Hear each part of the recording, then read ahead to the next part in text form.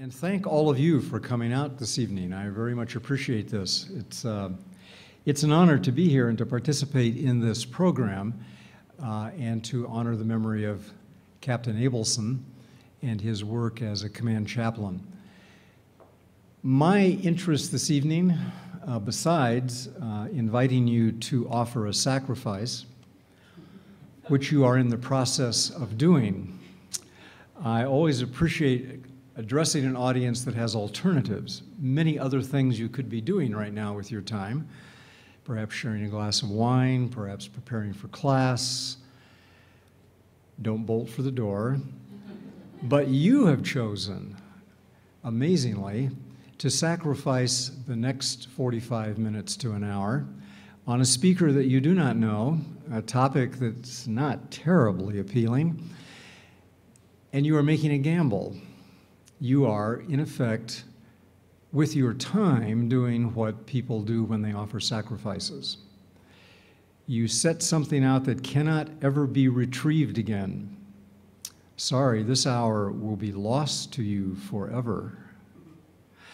And you are doing it in suspense because you're not quite sure what you're going to get out of it, if anything. So, welcome to the sacrifice. I'm particularly happy to be here at a college for the curious mind because I have a puzzler for you tonight. And the puzzle that I want to explore is how the high ideal of sacrifice is implicated in the abysmal depth of violence. Why in the name of God do religious believers cause terrible suffering to themselves and to others? Is there something about the notion that sacrifice brings salvation that encourages believers of all stripes to act as if violence were sacred or could make us sacred? Now, scholars call this the myth of redemptive violence. And we recognize it as central to Christian teaching that the death of Christ was a sacrifice offered to God for the forgiveness of sins. But the idea is not exclusively Christian. We also find it in Abraham's near sacrifice of his son in the Hebrew Bible, as well as in stories of the Buddha's self-sacrifice and in Islamic tales of martyrdom. In all these cases, suffering is said to purify the soul and sanctify. In other words, to make sacred, as the Latin root of the term sacrifice suggests. What I want to say tonight is that the positive ideal of sacrifice as a moral ideal is that it encourages individuals to forfeit personal interests for the common good.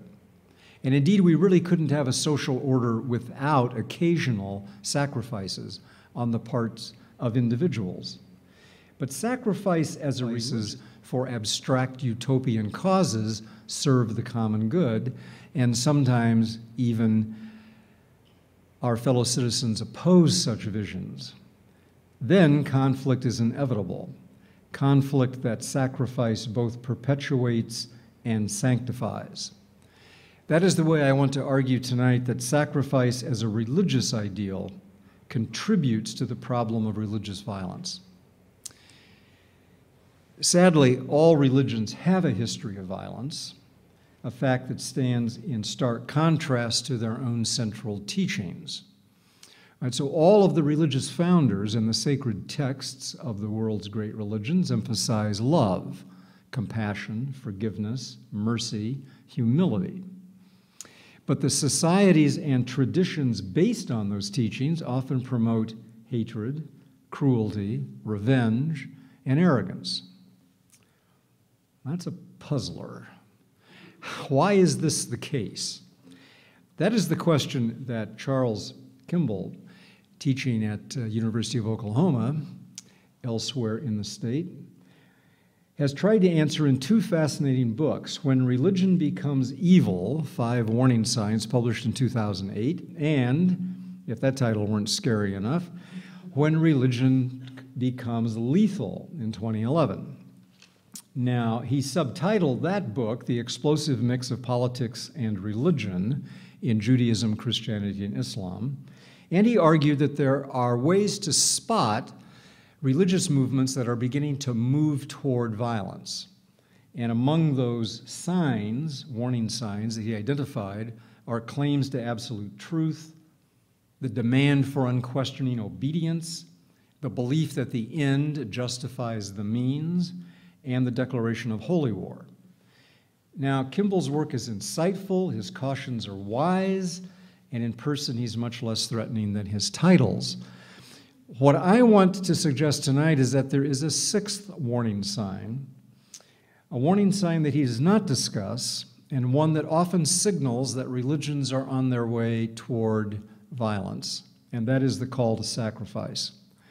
When religious leaders begin urging their followers to sacrifice to demonstrate their faith, to give up their lives or to take the lives of others in its defense, we are on the road to catastrophe. It should not escape notice that Christian militia murder Muslims in the Central African Republic with machetes, and that fighters for an Islamic State in Iraq and Syria often execute Christians the same way in which they sacrifice animals. How is it possible for humans to kill each other with no regard for their common humanity? I believe that sacrifice as an ideal, as a religious ideal, is implicated in such violence because it demands that believers cast aside their natural affections, their human affinities and sympathies to confirm their faith and advance their sacred cause. Take the way, for example, the reference to sacrifice permeates the discourse of war. Soldiers who die in combat offer the ultimate sacrifice. And therefore, by the logic of sacrifice, it is up to their comrades in arms and their citizens at home to make sure their sacrifices are not in vain. Consequently, wars continue, reprisals are required, and soldiers continue to lose life, limbs, and sanity. Now, no politician would think of calling these fallen warriors simply lost assets, expendable resources in the service of securing economic and political advantage. Military leaders are more candid. They're more honest about this. They refer to them as boots on the ground, which is language of what is useful and disposable. But to employ the language of sacrifice to describe their deaths, drawn from Christian belief in the atoning death of Jesus, transforms war into a sacred enterprise.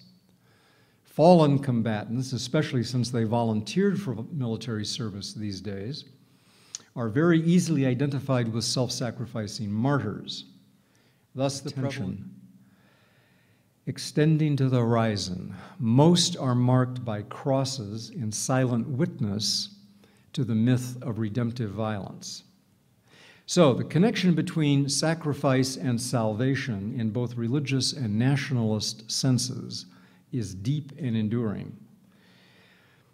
Previous speakers in this series have spoken to contemporary political conflicts and the hope for peace and justice, especially in the Middle East. They have agreed, in effect, that the title of this lecture series, Religion and Religious Reconciliation, is not an oxymoron.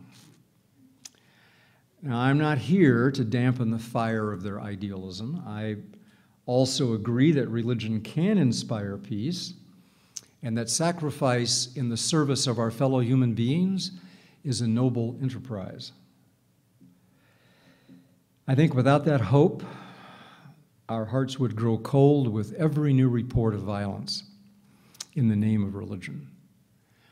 But what I do want to point to tonight is the very real connection between religion and religious violence, and argue that the ideal of sacrifice strengthens that connection. But why sacrifice? That is, why are there so many hoops to jump through to be religious? Is it as simple as no pain, no gain? Well, that's a bumper sticker, so let me put my answer in a bumper sticker. Spirit trumps nature. Now, as usual, bumper stickers require some degree of exegesis. So let me say, what religions claim is to bring their members into relation with the sacred or transcendent. That is, reality beyond ordinary and natural order. So how do you trace your way to what is beyond the natural and the ordinary, but to forsake ordinary and natural inclinations? Since the goal of religious aspiration lies beyond this world, so the path to the goal requires sacrificing what comes naturally in this world, typically sex, food, sleep, family, and possessions. In short, religious sacrifice is a discipline or denial of natural urges for spiritual gains. Now, some would say that that discipline is precisely what proves attractive to many believers. We could call it the Chivas Regal effect, which is, this is Oklahoma, perhaps you're not familiar with this, but this is a vaunted brand of blended Scotch whiskey, which is set at a very high price and therefore is regarded as extremely valuable, even though it is, truth be told, rather mediocre. Some people would say this same effect applies to college tuitions, but let's not go there. The point is, the more expensive an item, the more the consumer values it.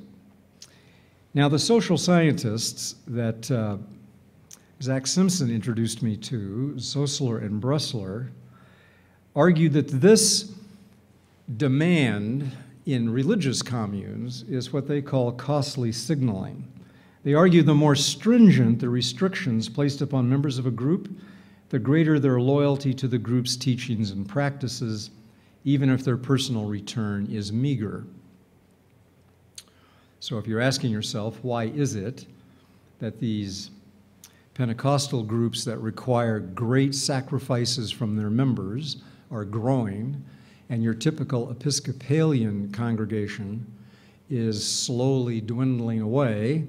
One explanation is the Episcopalians don't ask for enough. That the more sacrifice you require, the greater the commitment. Consider the standard vows of Roman Catholic monks and nuns: poverty, celibacy, and obedience. You know, and I've talked to a few young male students thinking about the priesthood. I'll say to them, now, right now, of course, the big obstacle for you, the deal breaker, is probably celibacy. But as you get older, what you'll discover is that obedience rankles greatest. Right?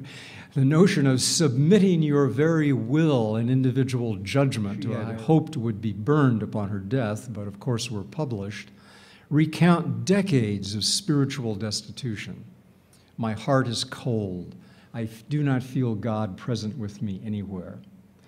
She described her life as a continual immolation for souls, a burning alive, and insisted that her missionaries of charity must be living holocausts, that is, burnt offerings, surpassing even other orders in the measure of their sacrifices. Now, she believed that she was enacting in her physical deprivation and her emotional anguish the words of the Apostle Paul, "I have been crucified with Christ." Words that are taken quite literally by Filipino Christians who have themselves literally nailed to crosses on Good Friday. Teresa's sacrificial identity with Jesus meant that her suffering also contributed to the salvation of the world. And while that claim may strike you as presumptuous, it is, in fact, in keeping with a New Testament passage attributed to Paul, which suggests that he believes his own sufferings made up what was lacking in Christ's afflictions for the sake of the church. There's a very highly developed sense that suffering is the only way to bring salvation, and that to be a Christian means that you take up your cross and suffer as Christ suffered. But Christians are not alone in their belief in the value of redemptive violence. Consider the Ashura festival, in which Shiite Muslims commemorate the martyrdom of Hussein, grandson of the Prophet Muhammad, by cutting their foreheads and walking in bloody procession until many faint. In this way, they demonstrate their identification with the redemptive suffering of Hussein and their faith in his sacrificial death. Some men even cut the heads of their young sons and lead them through the streets. Sacrifice here is the costly signal that spiritual advancement requires denying natural affections and inclinations. But you might say, enough of the gore. Aren't there plenty of religious practices which celebrate the body, which enjoy nature? What about those wonderful whirling dervishes of the order of Rumi? Do they not demonstrate religious ideas translated into symbolic action? Yes, but look at what they're doing. Their movements are no more natural than the stylized steps of a choreographed ballet. Anyone who's tried to learn how to dance understands this doesn't necessarily come naturally. That is, as with all stylized dancing, these steps are learned, memorized. They must be practiced to train the body to execute them in order. Dancing mystics are artificial beings. You don't find them in nature. By extension, religion, like all other cultural activities, is unnatural. Its ideals also construct artificial selves. This is why religions promise to transform you into something new. You're not good enough as you are. You must be transformed. But then we believe that anyway. That's why you're here in college, those of you that are students, right? You're not really good enough as you appear, so we have to work on you a little bit, transform you, make you sit and listen to us during the times when your bodies are most wanting to be out and enjoying nature. Education, religion, dancing, these are all unnatural activities. And yet, human evolution proceeds only by the impetus of imagined ideals. We are probably most human when we are most artificial. We are self-made creatures, for better or for worse. And the instrument of that self-making is imagination, the capacity to imagine things that would not otherwise be there, to experiment with new forms of individual and social identity. Limits by giving up physical desires, resisting the lures of food and sex and sleep, the comforts of family and home, and the security of possessions. So sacrifice does draw from the same creative power that other imaginative activities do, but like them, it also poses grave ethical danger. So if I am right that sacrifice is a means of suppressing the natural for the sake of the spiritual, then I believe sacrifice contributes directly to the problem of religious violence. Now, let me try to defend that claim by examining three examples fairly well known to you, drawn from Jewish and Christian traditions. My purpose here, and be clear about that, I am here tonight to get you. I do have a thesis to argue. I want to convince you of a point of view, so be on your toes. I want to convince you that religion, in as much as it idealizes sacrifice, always runs the danger of being implicated in violence, but that religion need not depend upon sacrifice as its central means of salvation. Neither does the nation, but that's probably another lecture. To support that claim, I'm going to offer these three examples, and I'm going to offer three alternative readings. We're going to be involved in what Ilana Pardes, the feminist biblical interpreter, calls reading texts against themselves. So let's start with the first sacrifice in the Bible, which was an utter catastrophe. Right? Cain brought these gifts to God. They came from the ground. They were the fruit of the ground. But we are told the Lord had no regard for it, and instead pointed with arbitrary approval to his brother Abel's gift of the fat portions of his flock. Now, God's preference for succulent meat over fresh grain is not explained. He reprimands Cain as if Cain should have known better, but how was he supposed to know that? In fact, how did either of the brothers know they were expected to sacrifice to God? Sacrifice as a ritual practice first appears in the oldest written epic that we possess, which students know will be the Epic of Gilgamesh. I know that was right on the tip of your tongue, so I say that. It appears with no explanation and no precedent. And the same thing is true of the Bible. We've got Cain and Abel bringing sacrifices. Why? How did they know what to bring or that they were supposed to bring anything at all? Still, they bring their offerings with the expectation they will be accepted, and yet without any explanation, God turns his nose up at Cain's leafy stalks and smacks his lips at Abel's roasted lamb. Cain is angry, and he turns his jealous wrath on Abel, killing him. And then we get the famous statement in which God says, your brother's blood is crying out to me from the ground. And in punishment, God makes the ground infertile for Cain and exiles him to wander as a fugitive, protected by a smudge on his forehead. Now that's the story, right? But of course the story doesn't end there. What does Cain do? Actually, he doesn't wander around forever. He's not an exile at all. Instead, we are told that Cain knew his wife, and she conceived and bore Enoch, and he built a city. Then, to make it utterly clear that Cain was making the best of whatever creative power was left to him, he named the city after his son. Nice touch. That is, child and city, progeny and settlement, became Cain's mature response to his failed sacrifice.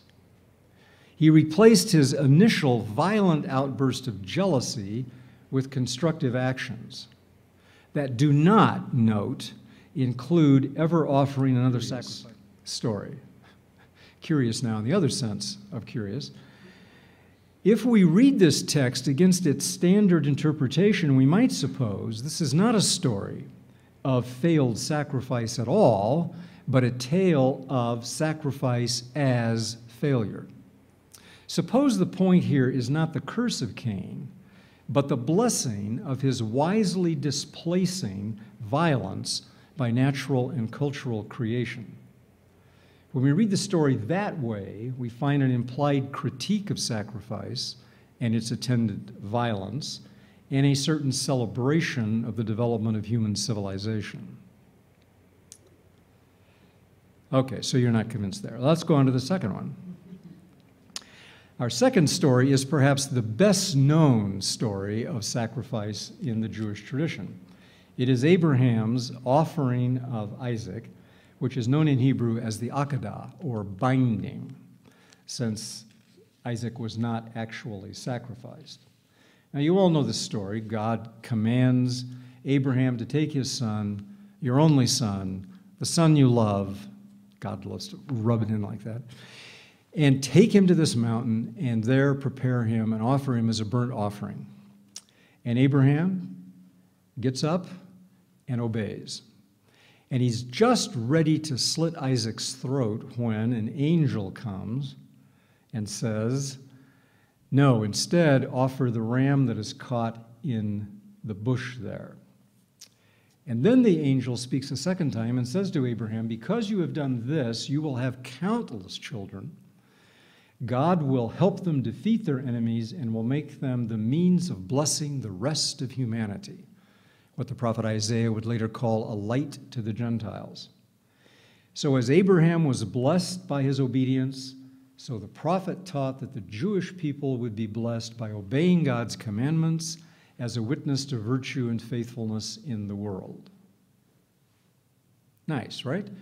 And it's that neat explanation of the story is the version most readers first learn in religious school.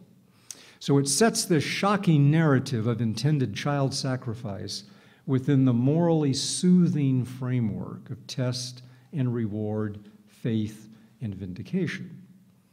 After all, for children, it's fairly important to know that God doesn't want to kill children. And even in that distant time, killing animals was enough to atone for sin. And that now obedience to God's commandments, following the example of Abraham, brings divine forgiveness.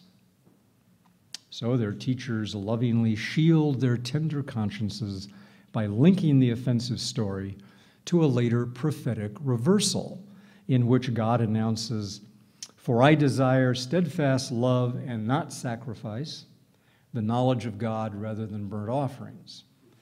So it was this change of divine preference was also cited by rabbis after the Romans destroyed the temple in Jerusalem and animal sacrifices could no longer be offered. Following that precedent, teachers softly pat the children's heads and lead them back to prayer, good works, and study of Torah. Nevertheless, many Jewish and Christian thinkers, even some whose heads were so patted as children, are profoundly disquieted by the spectacle of Abraham, the father of faith, engaged in what both traditions regard as a barbaric pagan practice. The story of Abraham tying his son, laying him on top of a pile of wood, ready to slit his throat and set him on fire as a burnt offering to God, inevitably provokes any reader to ask, what exactly was the old man thinking? The problem, of course, is that the Bible rarely tells us what any of its characters are thinking. It's modern readers who worry about subjectivity. And nobody in the modern era worried more about Abraham's subjectivity than the Danish philosopher Søren Kierkegaard. He agonized over the question of Abraham's intention. He thought that Abraham definitely loved his son, but he also acted without hesitation, and so his mind must have been divided. On the one hand, a complete resignation of Isaac to death.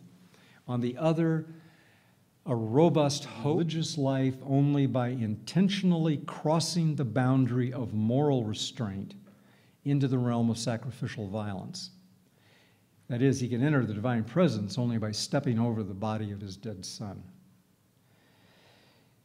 In Kierkegaard's language, this means that faith requires teleological suspension of the ethical. So Abraham raised the knife in profound anguish. But then the angel called the whole thing off. Paradox dissolves, hope triumphs, happy ending. And over the centuries, it was the Jewish rabbis underscored the happy ending and insisted that the whole point of the story was to demonstrate that God did not want Israelites to sacrifice their children to Yahweh as Canaanites did to gods such as Moloch. Their restraint was to be a mark of distinction between them and other people, their God and other gods. And that is the moral that the philosopher and Talmudic scholar Emanuel Levinas also draws from the story, in contrast to Kierkegaard. Levinas says it's exactly Abraham paying attention to the voice that brought him back to the ethical order. That's the highest point in the drama. So Levinas resolves the paradox of the violence of sacrifice by denying that it was required at all. The intended sacrifice is canceled by God, supporting Abraham's paternal impulse. In this reading, nature and religion are harmonized. Faith lies down in peace with ethics. But this move only transfers the moral scandal of the Akedah from Abraham to God, who issued the command in the first place. And it really doesn't absolve Abraham either, because sacrifice is the cost Abraham is willing to pay for his covenant with God. Thus, his religious identity, forged by sacrifice, depends upon his complicity in violence.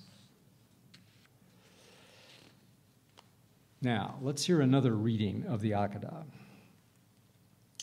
Aviva Gottlieb Zornberg is an Orthodox woman in Jerusalem who writes midrash, or commentary on the Bible. She's published 3 volumes so far. Highly recommend them to you. She points out that according to tradition, Abraham persuaded Sarah to let Isaac leave home. But when Isaac returned unharmed, Sarah became the victim of the story. For when she heard what nearly happened to her son, she wailed 6 times and died. Her screams, according to tradition, provide the tones of the shofar, or ram's horn, that is sounded in the synagogue on High Holy Days. Why did she die? Zornberg says, she died from a sense of the unbearable lightness of being, Kandera's phrase, the fragility of human life. Yeah, perhaps, but let me offer another midrash. That Sarah dies of horror at the power of Abraham's will, by which he overcame his natural affection and moral responsibility as a father. Abraham appears to her as a new kind of being at this moment, a human in whom spirit trumps nature. Abraham made himself spiritual by the decision to sacrifice his son to satisfy the conditions of an abstract idea, the covenant with God. In my reading, Sarah does not die because she becomes aware of the fragility of life. No news there. She dies because she is terrified by a man who chooses to transgress natural restraints to destroy the life they had made together. Abraham acts as if he were God, deciding who lives and who dies. And in that sense, Abraham acts under the same illusion of absolute authority that fuels all religious violence. From the standpoint of nature, Abraham is an artifice of his own making, nearly unrecognizable as a human father. Now, this work by George Siegel was produced during the Vietnam War as an expression of protest. It portrays Abraham as a hulking monster. But the most direct linkage of the Akedah and the slaughter of innocents was Siegel's son. This sculpture illustrates what is true of every sacrifice. It is the triumph of idea over instinct, of spirit over nature, of violence over compassion. And nowhere is this triumph more tragic than in the death of children. Children are, after all, the fragile tissue connecting humanity to its own future. To fail to protect them, to underfund their education or nourishment, to offer them on altars of religious and political and economic ideologies, to sacrifice them to our dreams of salvation and wealth and power, this is humanity's greatest moral failure. If, as Georges Bataille insisted, religious sacrifice reveals the truth of a scream, my midrash poses this question: would you scream with Sarah? Would you add your voice to her prophetic protest against Abraham's moral outrage? That is the alternative reading I propose. The text challenges us to call out the evil of sacrifice rather than insist on its righteous necessity. On to the third. Let's move to the New Testament. Sacrifice is so prominent a feature of the Christian tradition that it's easy to forget that it was once a highly contested interpretation. In the early centuries of Christianity, the choice between what Christ's life and death meant and what kind of salvation he provided was very much up for grabs. The issues in that ancient contest can be fairly well recovered through a comparison of two early Christian writings. One, the Epistle to the Hebrews, and the other, the Gospel of Judas. Might not have heard of that one lately. We will then consider an alternative non-sacrificial view of Christian salvation in the first epistle of John. So, for the writer of Hebrews, the texts are here. You see that the death of Christ is both foreshadowed by the rituals of sacrifice in Jewish practice and also their fulfillment and displacement. Hebrews refers to the same prophetic critique of animal sacrifice that the rabbis cited after the destruction of the temple, but our Christian author draws a very different conclusion, namely that the sacrificial system had never been efficacious. So rather than substituting prayer and Torah study and good deeds as new forms of sacrifice in the post-temple age, Hebrews announces an apocalyptic discontinuity with the older system. That is, we've moved from one age to another age altogether. But despite that announcement of the end of sacrifice, Hebrews concludes, as all the epistles do, with moral exhortations to continue sacrificing. So the author counsels his readers to endure the suffering of persecution, accept divine discipline, and offer to God an acceptable worship, for our God is a consuming fire. Just as Jesus suffered outside the gates of Jerusalem, so Christians should join him and bear the abuse he endured. In short, continue sacrificing your own bodies to the divine fire. Now, this idea, the interpretation of Christ's death as a sacrificial offering and the requirement of Christians to replicate that offering in their own lives, this became the dominant view of the church.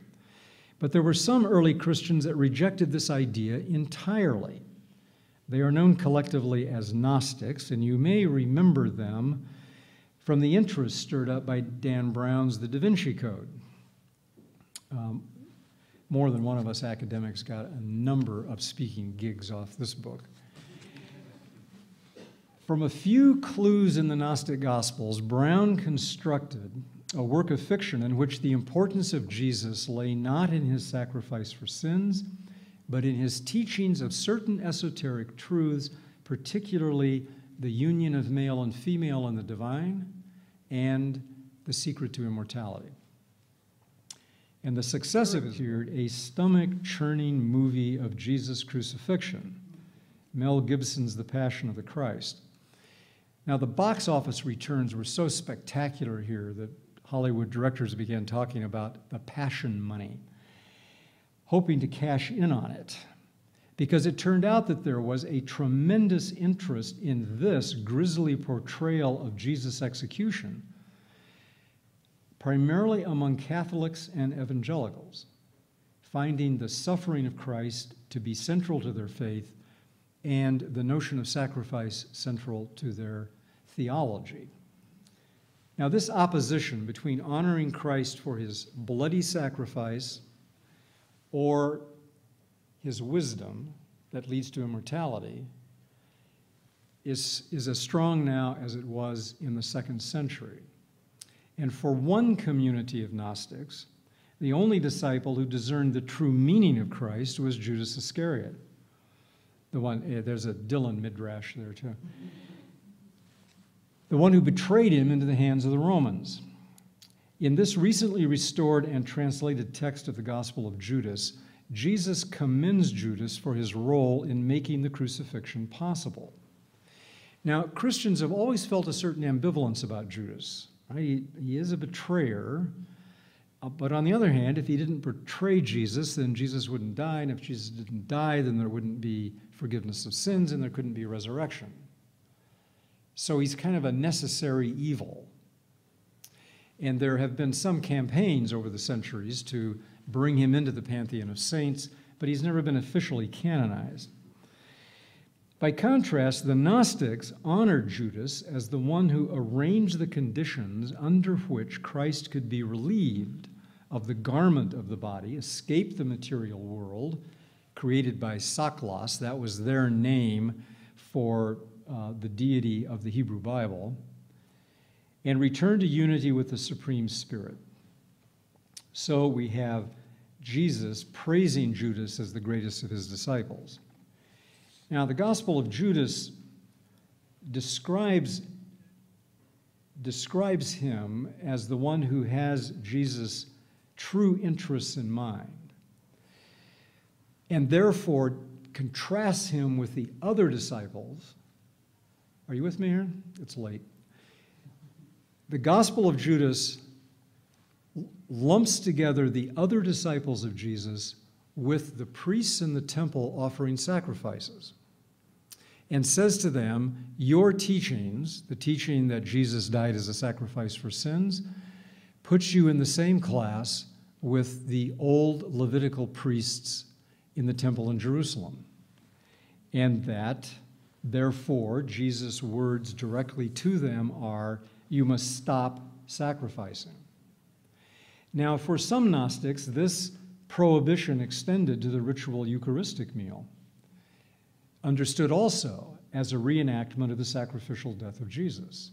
My body which is broken for you, my blood which is poured out for you. Right? So that the Eucharist itself is a kind of sacrifice. And many Gnostics took this direct command from Jesus to mean they should stop observing the Eucharist. The 4th century Gospel of Philip, for example, declares God is a cannibal. Therefore, human beings are sacrificed to him. Now, the question underlying this somewhat dramatic rhetoric is this: what kind of God requires believers to regularly dismember and consume the body of a sacrificial victim in order to gain divine forgiveness? I mean, if that's the cost, what kind of God exacts that cost? What kind of God requires believers to immolate themselves on altars of sacrifice in order to please him? And the Gnostic answer was, no God that we want to worship. Right? A God that makes that the standard for entrance into his approval is a vengeful and violent God, and this is a perverse theology. Now, it is true the Gnostics lost this fight. They became declared heretics. Most of their books were burned.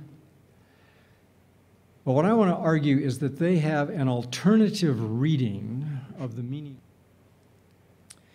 Now, unfortunately, the Gnostic interpretation also transfers the sacrifice of Christ from a violent exchange with a bloodthirsty creator to the violent discarding of the body of Jesus. So, in a way, spirit trumps nature again, and finally is no advance at all. We're still left with a version of the myth of redemptive violence. It's just that Gnostic salvation transfers the violence inwardly.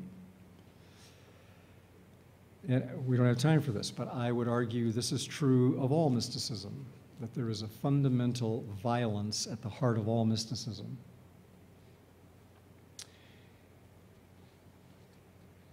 Maybe you'll have a question about that.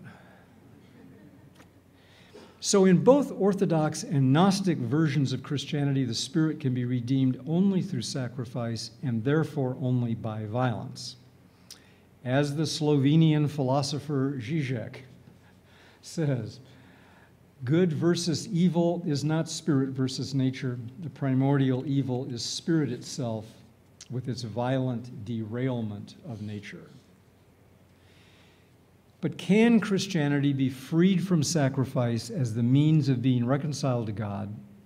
And can it thus remove from its very foundation and practice a certain taste for violence?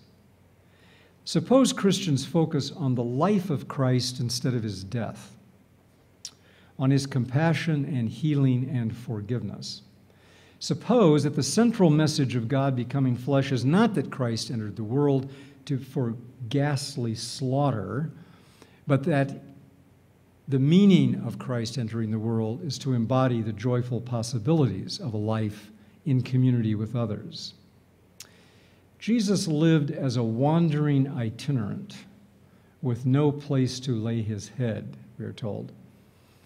Sometimes his energy was depleted by the crowds that pressed upon him seeking his help. Suppose that was his sacrifice.